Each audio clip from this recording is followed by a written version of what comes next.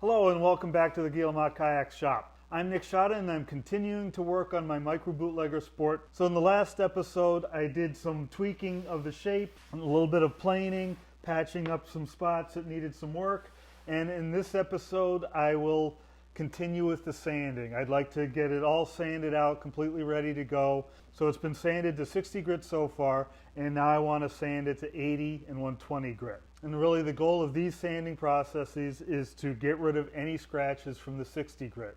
The 60 grit should have done pretty much all the shaping. So I'm going to sand with 80 grit until all the scratches from the 60 grit are gone. Then I'll switch up to 120 grit and sand until all the scratches from the 80 grit are gone. And when that's all complete, I should be ready for staining. I don't think I'll get to the staining today, but we'll see how far we get with this sanding. I'm going to continue sanding with my random orbital sander.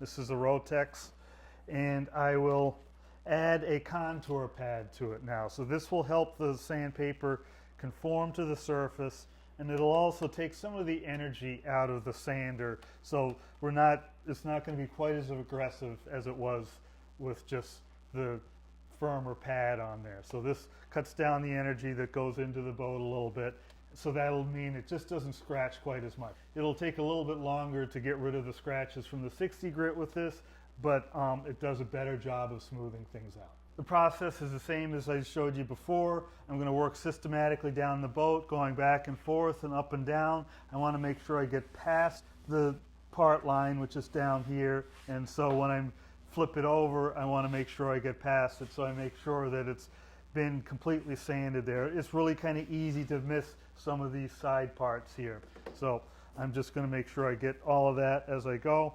Wear a dust mask. The sander's hooked up to dust collection. I'm wearing hearing protection, and we should be ready to go.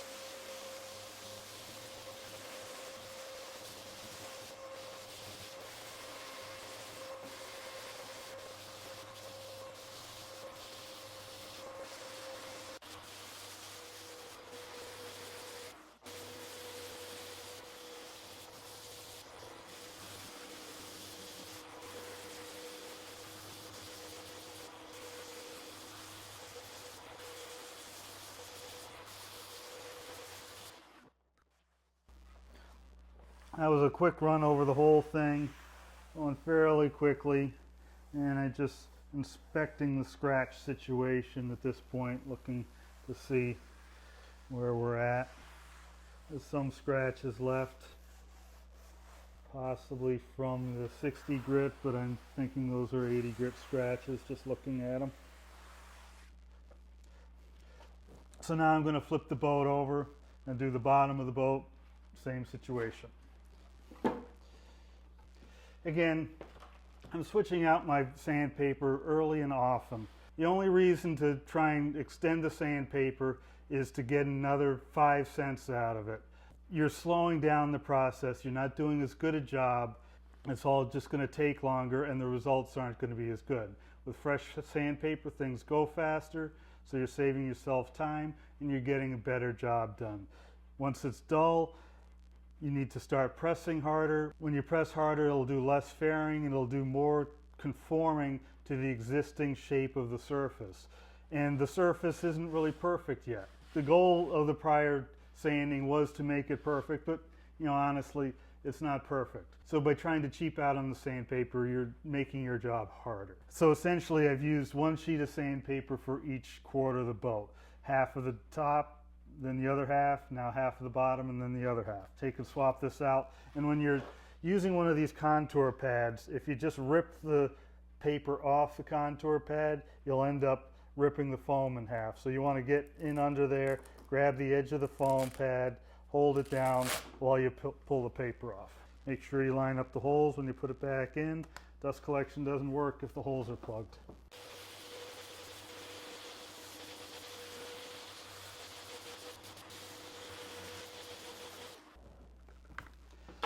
So as you're doing this sanding, it's an opportunity to keep on inspecting your work so far. And I just was noticing there was a little place here, there was a little bit of glue showing, and so I'm going to take and clean that off. So you can see here there's a little bit of glue showing in here, and basically the accent strip, it's a little low relative to the strips above and below it. So we want to blend that all in, get that all smooth. So we're going to take material off the strip above it, material off the strip below it, and blend it all together until we've got a clean surface there. And now we can blend that in with our sandpaper.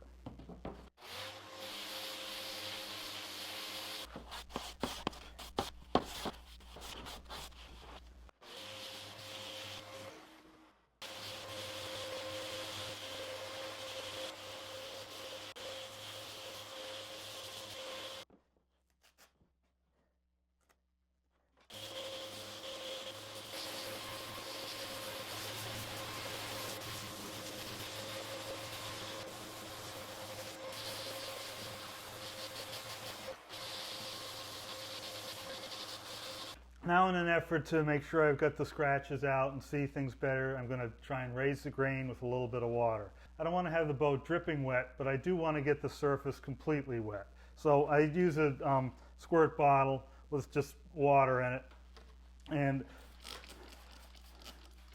just try and, make sure it's in a good spray.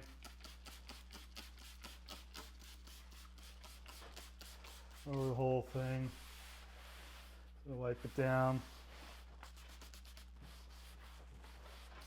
It's nice to see the color come out too.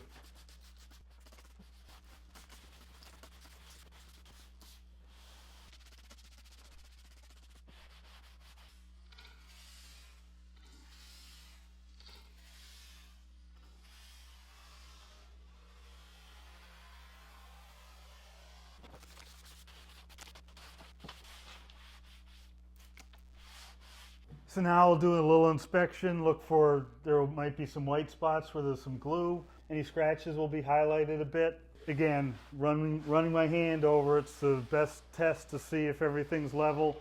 I'm just going to let it dry while I look it over. After it's dry, I'll flip it over and do the same thing to the deck.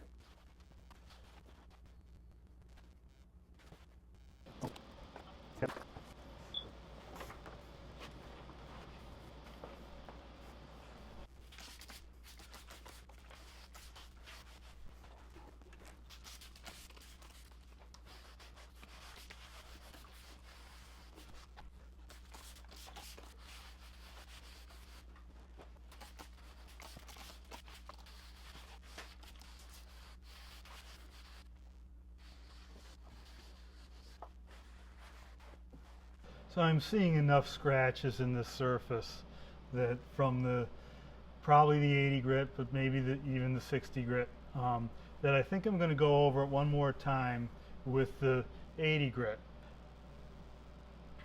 But I'm going to use the sander in a different mode that's a little less aggressive and has tighter orbits. So I have some fairly long scratches here going across the grain.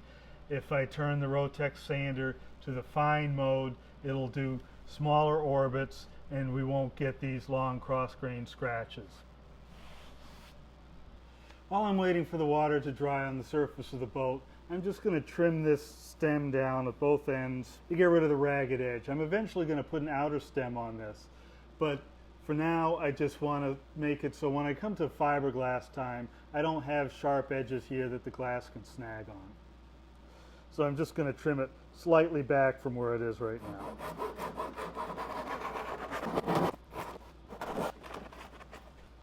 You can see this is a strip I had to flip over to get my grain matching right where I'd screwed up.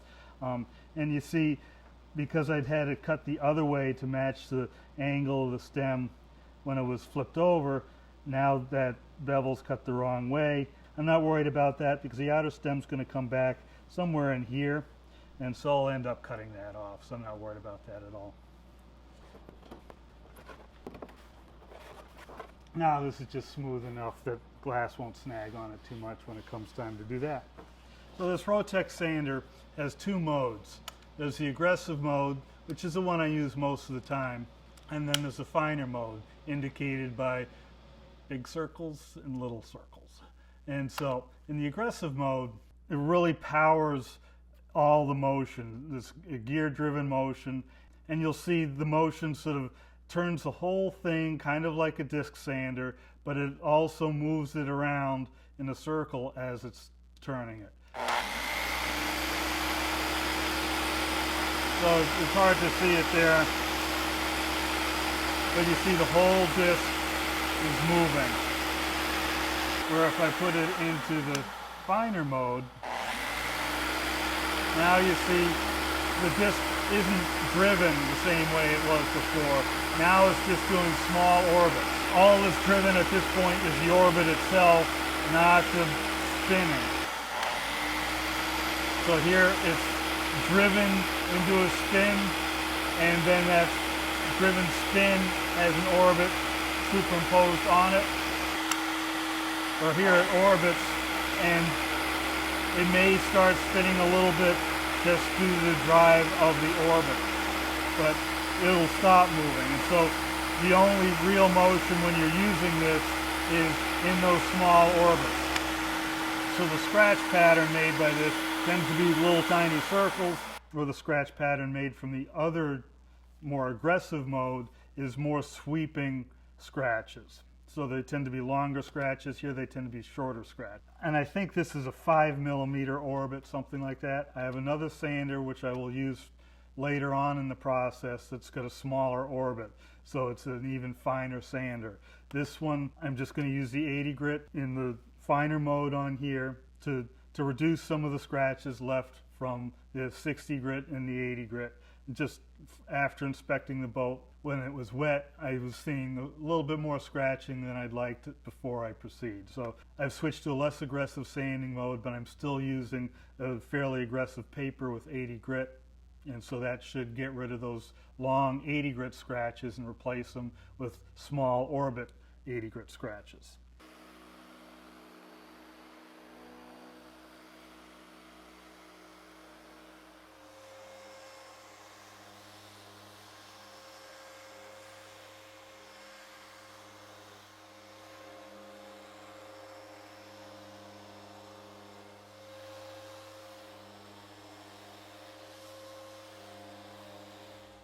While I'm doing the sanding, it's important to move slowly. If I move fast, I counteract the action the sander's working very hard to produce. It's trying to make these small orbits. If I start moving fast, I'm creating long streaks. Those little orbits are supposed to sort of all blend together and disappear. Where if I start moving fast, I'm putting long streaks in, especially if I move fast up and down. I'm trying to get rid of scratches that are going across the grain. If I'm moving fast up and down, I'm creating scratches across the grain. So as I'm moving slowly, and that'll make a smoother finish. I'm barely pressing the tool to the surface, but I'm pressing it enough so that it actually engages. And when I'm going back and forth, since it's curved this way, I'm probably missing some spots. I'm trying my best to overlap things, but that's why I go both lengthwise and up and down. That way, that crosshatch pattern makes sure I get everything. A lot of people will go for sort of doing orbits themselves. You know, I guess whatever works for you, that accomplishes the same thing. For me, the system of starting at the top and going back and forth until I get down to the bottom, and then from one end of that section moving up and down until I get to the other section. That system allows me to be sure I've sort of hit everything. So for me, if I were doing just these circles, I wouldn't know where I'm going and where I've been. I could do those circles in the same systematic pattern, but why add another circle to it? You know, I paid a lot of money for this tool. These Festool sanders are not cheap, and to think that I can somehow make a better sanding motion than it can, I'm not convinced. So I just try and make sure that I get the tool engaged everywhere on the surface in a fairly uniform manner, and I do that with that crosshatch, lengthwise, then up and down, and that's what works for me.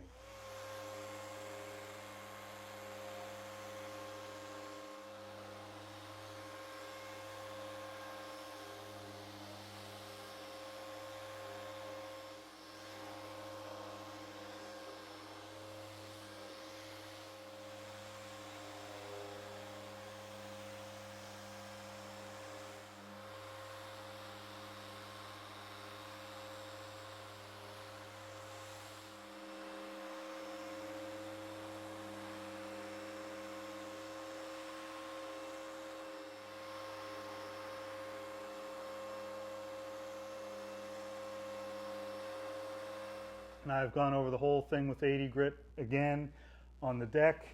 Again, I did it with a smaller orbit on the Festool. And now I'm going to flip it over and do a once over on the hull again. That same grit.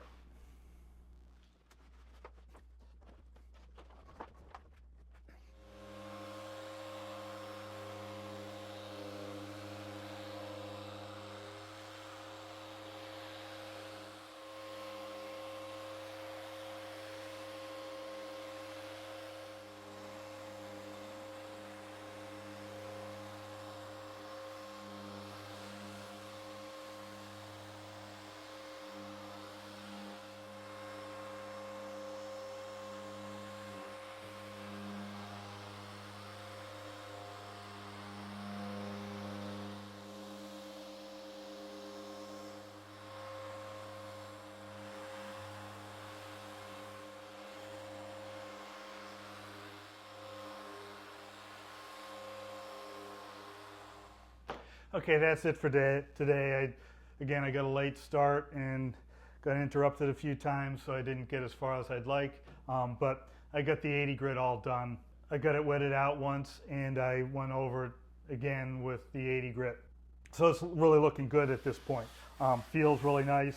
I'm probably going to, I have some sharp edges in places where I meant to leave sharp edges, such as the keel line here and the chine down there.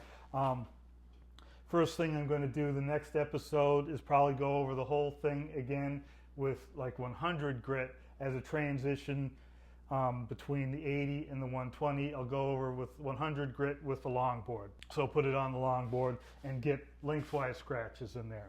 And as I'm doing that, I will work on rounding over some of these sharp edges. I don't want to leave anything too sharp because the fiberglass does not like going around sharp corners. It needs a bit of a radius. With some of these things, I like the look of the sharp corner, so I'm going to try and balance the look versus the practicality of having a sharp edge there.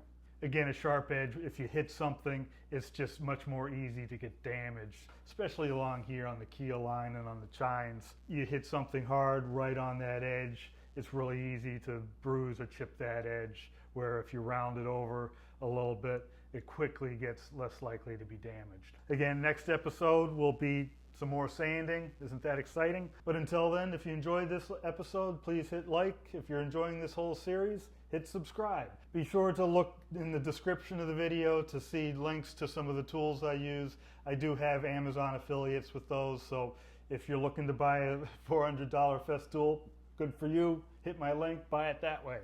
Also, I have my Patreon sponsors. Those guys see the videos a few days before everybody else, and I really appreciate their support. All of these things help support what I'm doing here with the videos, and every bit of support is really appreciated. So until the next episode, thanks for watching and happy paddling.